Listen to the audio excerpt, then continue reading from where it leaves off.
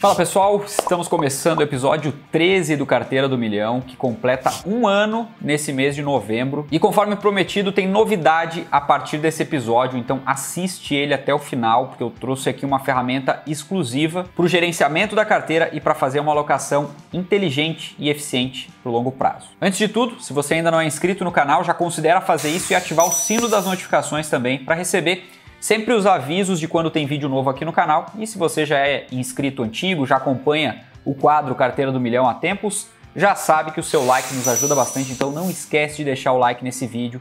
Afinal de contas, é pelo seu like que o canal segue crescendo e sempre que você deixa o seu like aqui, você nos ajuda a crescer e ajuda também esse conteúdo a chegar para mais pessoas. Fechado?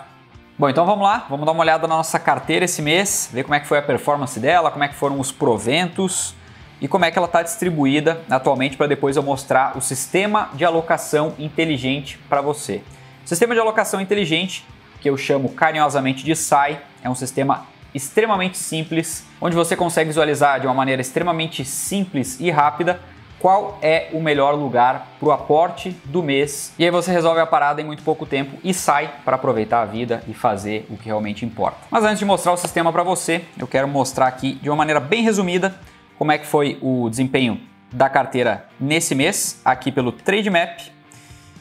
A gente está aqui com um retorno sobre o capital total investido. Vale lembrar que aqui a gente tem proventos também, né? Então não é a nossa rentabilidade exatamente, a gente tem a nossa rentabilidade logo abaixo aqui, mas o retorno, dado todos os valores que foram aportados na carteira, contando também todos os proventos e tudo mais, é de 8,44%, a gente aportou aqui até o momento cerca de R$ 30.500 e tem hoje na carteira um pouco mais de 33 mil.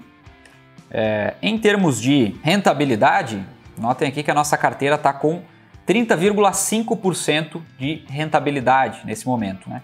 Ganhando de tudo aqui, de Bovespa, CDI, dólar, isso fica bem fácil de visualizar aqui, né? Nesse nosso gráfico. Dá para ver aqui que a carteira vem sofrendo também de julho para cá, mas não tanto quanto o Ibovespa, né? O Ibovespa sofreu bem mais e a gente consegue ver aqui o desempenho de cada um dos ativos. Clicando aqui, e aí aqui a gente consegue ver o que performou melhor até agora. Então a gente tem aqui criptos valorizando mais, nesse caso aqui o Bitcoin, como líder de rentabilidade da carteira, mas vale dizer que a gente só consegue ter uma performance dada a diversificação da carteira, né? Então, ao passo que a gente tem aqui algumas coisas performando mal, como é o caso, por exemplo, das BDRs, né? No caso aqui a gente tem a Aura como a única BDR, menos 25%. Então, mesmo a Aura tendo o efeito do dólar, ela tem aqui uma performance bastante negativa desde que foi incorporada à carteira, menos 25,39%. Depois a gente tem aqui também como performance negativa os fundos imobiliários, né? Menos 9,15%. Com essa alta forte da Selic, os fundos imobiliários acabam recuando, isso é natural em períodos de alta da Selic. Mas quando a gente olha aqui, né, a nossa carteira, vamos colocar tudo que aparece aqui, Ibovespa, CDI, IFIX, IPCA e o dólar aqui também. Vamos acrescentar tudo. Notem o seguinte, né? Quando a gente compara, aliás, deixa eu tirar aqui todas as demais marcações aqui e deixar só a nossa carteira, para a gente poder comparar com os outros indicadores aqui. Essa é a performance da carteira frente aos demais indicadores, né? A gente tem aqui o Ibovespa, o CDI, o IFIX, o IPCA e o dólar. A nossa carteira está ganhando de absolutamente tudo. São 32,18% de rentabilidade da carteira contra 8,45% do Ibovespa nos últimos 12 meses. Um IPCA de quase 11%, aliás, o IPCA ganhou não só do Ibovespa, como de todo o resto aqui, exceto da carteira. Então, aqui a gente consegue ver a importância de uma carteira diversificada que nos protege de vários cenários aqui, né? Se o dólar dispara, a gente tem uma proteção em relação ao dólar. Se a inflação dispara, a gente tem proteção em relação à inflação. E se o Ibovespa anda bastante, a gente também está bastante exposto ao Ibovespa. Então, essa é a importância de uma carteira bem diversificada, né? No longo prazo, esse é o nosso objetivo, ela tende a performar mais do que todos esses indicadores aqui. Então, o retorno da carteira segue sendo muito bom, embora tenha sofrido bastante, e sofre bastante puxada principalmente por conta do desempenho do Ibovespa, né? Eu quero mostrar isso aqui agora. Olha só, nos últimos 5 meses aqui, né, o Ibovespa teve um recuo aqui de quase 20%, né, 18,36% aqui, puxando de maneira bem simples só nesse gráfico aqui, né? E só para você ter uma ideia, é considerado bear market, ou seja, o mercado de baixa, né? E no mercado se fala muito sobre bull e bear market. O bull market, que é o touro, ele ataca para cima. Então, por isso que a gente fala que quando o mercado está andando para cima, né? Ou seja, ele está valorizando, né? As empresas estão crescendo, o mercado está de alta, a gente chama de bull market. E o urso ataca para baixo, então por isso a gente chama de bear market quando a bolsa está caindo. E para considerar bear market, a maior parte das referências trazem uma queda do índice de aproximadamente 20%. Então a gente está bem próximo desses 20%, né? Quase que caracterizando aqui tecnicamente um bear market, né? No mercado brasileiro, em função de todos os últimos acontecimentos. Não é sobre isso que eu vou falar aqui. Eu só queria falar que o Ibovespa puxou a rentabilidade da carteira também para baixo, né? Então a gente vê o Ibovespa patinando, andando de lado aqui, na verdade caindo bastante nos últimos meses, e por consequência qualquer carteira exposta ao Ibovespa ou carteira de ações no Brasil, provavelmente é o seu caso, sofreu também. Então é natural, a minha carteira está sofrendo, provavelmente a sua carteira está sofrendo também. Todo mundo que tem exposição em bolsa brasileira, que compra ações brasileiras, tem ações brasileiras na carteira, pegou parte dessa queda, né? Alguns um pouco mais, outros um pouco menos. A gente não sofreu tanto aqui, a carteira do canal não sofreu tanto, justamente por conta da diversificação, como eu falei, mas a parte de ações sim sofreu bastante, talvez até mais do que o próprio Ibovespa. Agora, voltando aqui para a carteira, vamos dar uma olhadinha nos proventos, aquilo que a gente tem recebido de dividendos, proventos de fundos imobiliários. A gente vê aqui que nos meses onde as ações pagaram mais dividendos, a gente teve recorde, né, que foram nos meses de junho e julho, mas depois de junho e julho, como é natural que aconteça, no mês de outubro a gente teve recorde de dividendos puxado por fundos imobiliários, né? Então a gente tem de tudo um pouco aqui, mas os fundos imobiliários, conforme a gente vai acrescentando na carteira mais e mais cotas, vão gerando esse efeito de bola de neve, a gente vai conseguindo ter mais proventos, esses proventos voltam para o aporte, a gente reinveste, compra mais cotas de fundos imobiliários e assim por diante, né? Isso vai fomentando também o crescimento da carteira, então é muito bom receber proventos todos os meses. Isso está acontecendo aqui, proventos crescentes. Dentro do mês de outubro, a gente recebeu um total de R$ 67,03 de proventos, né? E obviamente aqui a gente teve, além dos fundos imobiliários, Porto Seguro pagou um pouquinho, Itaúsa e Odontoprev também pagaram um pouquinho, bem pouquinho, né? Só que aquilo que a gente recebeu no último mês de fato, vou puxar aqui o extrato, desde o último aporte, que foi aqui ó, no dia 19/10, um pouco atrasado o último episódio do Carteira do Milhão. Então por conta desse atraso, a gente pegou aqui somente R$ 9,70 de Porto Seguro, que foi em 29/10, né? De lá para cá a gente ainda não recebeu. A maioria dos proventos cai aqui por volta do dia 15, então como eu estou gravando aqui no dia 10/11, a gente ainda não recebeu esses proventos, né? Eles devem cair ao longo do mês e aí no próximo episódio a gente vai ter talvez aí um combo de proventos de novembro e dezembro, né? Mas o fato aqui é que a gente pegou R$ 9,70 de Porto Seguro e aí eu somo aqui mais R$ 69,53, a sobra do mês anterior e mais o nosso aporte que é de R$ 2.000, nosso aporte mensal. A gente chega num total aqui de R$ 2.079,23. Aqui em preto está todo o nosso aporte, eu já vou mostrar aonde vai, né? Vai ser um aporte bem fragmentado aqui, o desse mês, justamente por equilíbrio da carteira. Antes disso, eu quero te mostrar um resumo aqui sobre o nosso sistema de alocação inteligente, que é por onde eu controlo os meus investimentos, por onde, obviamente, todos os alunos do Carteira do Milhão, do curso, controlam os investimentos e futuramente a gente vai disponibilizar para um outro grupo aí para uma assinatura que a gente está planejando, aliás, de baixíssimo custo, onde todo mundo vai ter acesso também a esse sistema. Por hora, eu só quero te apresentar ele e mostrar que a partir de agora vai ser por ele o nosso controle dos aportes para que a gente consiga ter um equilíbrio maior, tanto intraclasses, né, quando a gente olha o equilíbrio na carteira de ações, o equilíbrio na carteira de fundos imobiliários e assim por diante, quanto no controle da carteira como um todo. Né?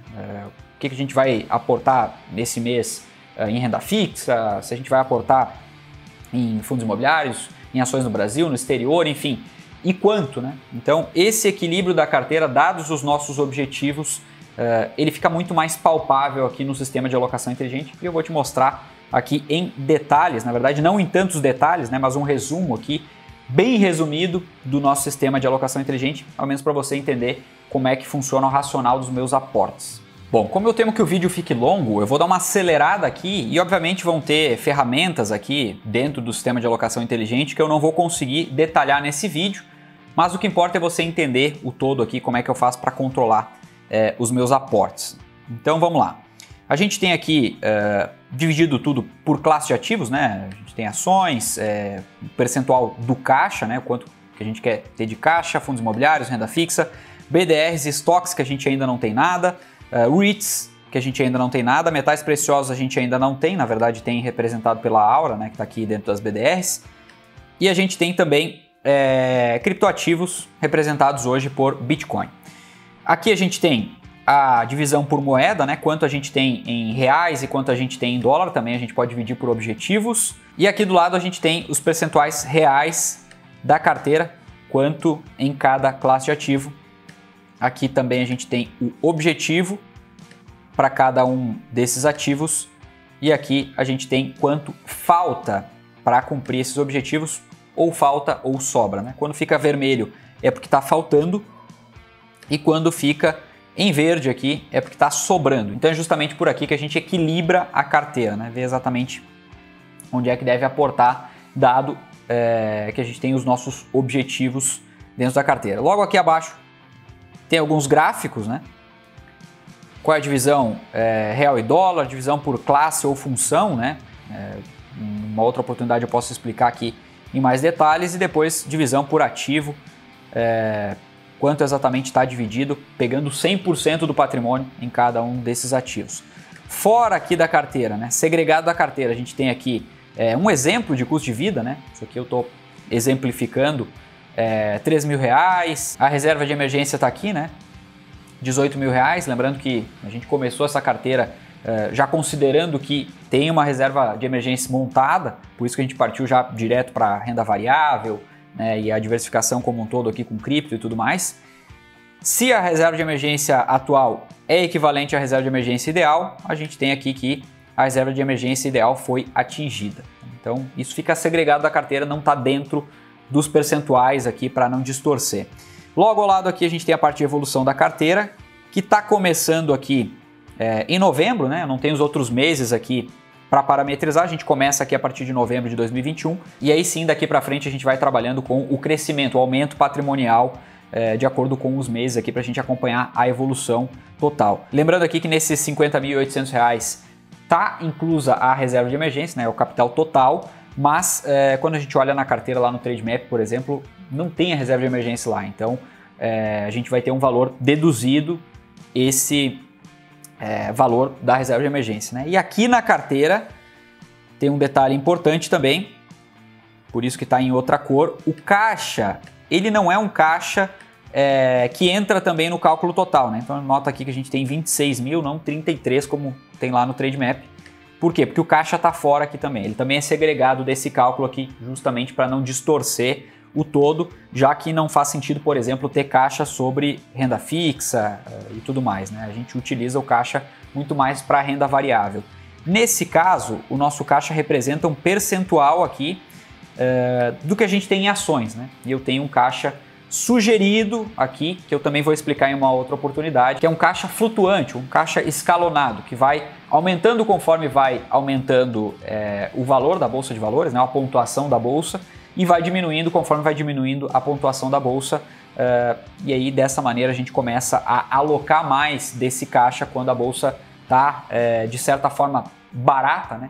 Obviamente eu não estou aqui fazendo juízo de que a bolsa está mais barata em dado momento simplesmente porque baixou a pontuação, mas é muito mais fácil ela estar barata com a pontuação baixa do que ela tá barata quando ela tá com a pontuação no high, né? Então por isso que a gente utiliza esse sistema de caixa para poder comprar a bolsa mais barata do que na média, digamos assim, né? A gente já se satisfaz com isso, não precisa acertar exatamente o timing de quando a bolsa tá barata, basta a gente performar melhor do que a média, fazer aportes mais bem alocados do que a média. Eu tenho estudos aqui, inclusive, que mostram, estudos longos de 10, 20 anos, mostrando a importância disso e como performa bem, né? Diminuir a volatilidade da carteira, ter caixa e utilizar essa estratégia que eu estou mostrando aqui, além da performance que tende a ser ou muito parecida com a performance de quem está alocado 100% em bolsa ou até levemente superior a ela. Então, por isso, para mim, faz muito sentido ter o caixa e utilizar dessa forma. Pois bem, seguindo aqui, a gente tem, apontando aqui, quanto de acordo com os objetivos percentuais, notem aqui que como eu segreguei o caixa, os percentuais mudaram, né?